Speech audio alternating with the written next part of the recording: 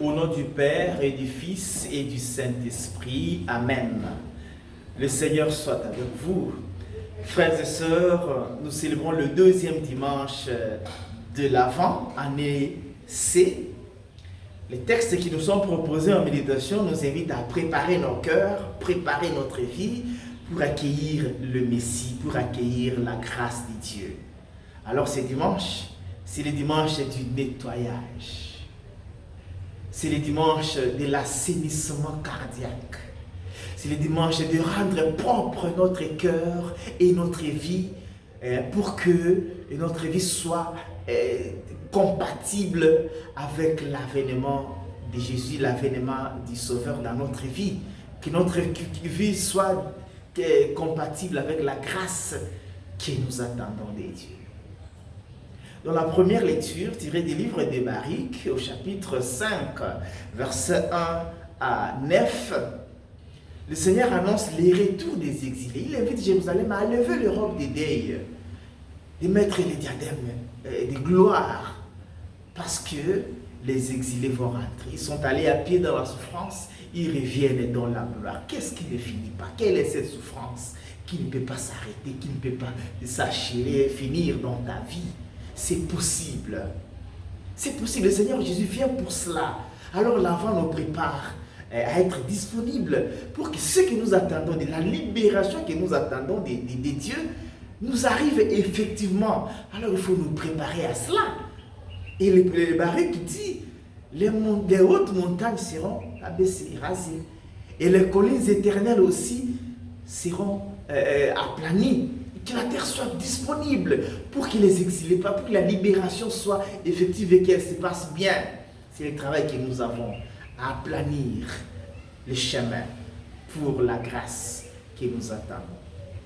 Et dans la deuxième lecture tirée de la lettre de Saint Paul, l'apôtre aux Philippiens, au chapitre 1, versets 4 à 6, puis le verset 8 à 11, Paul dit qu'il est très content quand il prie pour les Philippiens, au nom de la communion qu'ils partagent. Mais il les invite dans leur amour, faire des progrès, grandir,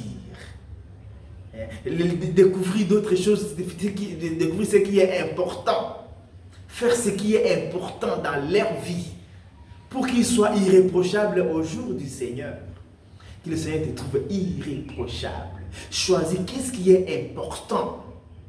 Ce qui est nécessaire, fais-le pour que tu sois pur et que la grâce du Seigneur te localise. N'est-ce pas que nous prions quand il y a l'anniversaire de l'un ou de l'autre, que la grâce du Seigneur te localise. Pour que Dieu te localise, il faut qu'il te trouve alors, il faut que tu sois irréprochable. Travaillons notre comportement. Il y a quelque chose à changer pour être irréprochable et accueillir le Sauveur qui vient.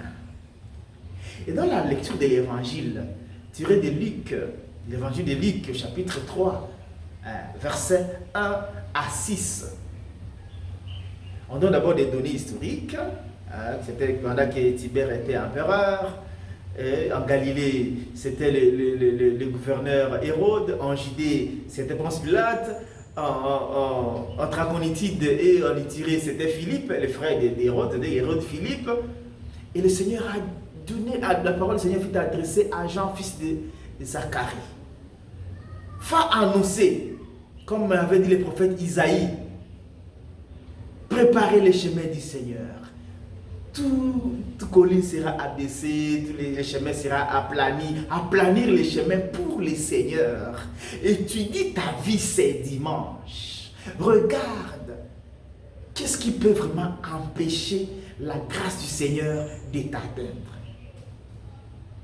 Quels sont ces problèmes que tu as qui peut obstruer ou barrer la route à la bénédiction de Dieu? Qu'est-ce qui constitue pour toi le blocage pour que le Seigneur n'agisse pas dans ta vie? Alors ce dimanche, prends le courage d'assainir ton cœur. Ton cœur qui est peut-être pollué par la rancune, par la jalousie, par les conflits, par les critiques acerbes des autres, parfois inutilement, par les insultes.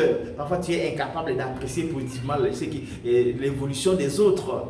Regarde ta vie. ce dimanche et purifie-la. Fais l'effort de te détacher, de te dissocier de ces péchés qui constituent pour toi les blocages pour évoluer dans ta foi, pour accueillir le Seigneur. C'est le dimanche du courage, du nettoyage, de l'assainissement cardiaque, pour que le Seigneur nous trouve compatibles à la grâce de la libération. Bon dimanche à toutes et à tous. Que Dieu Tout-Puissant vous bénisse et vous garde.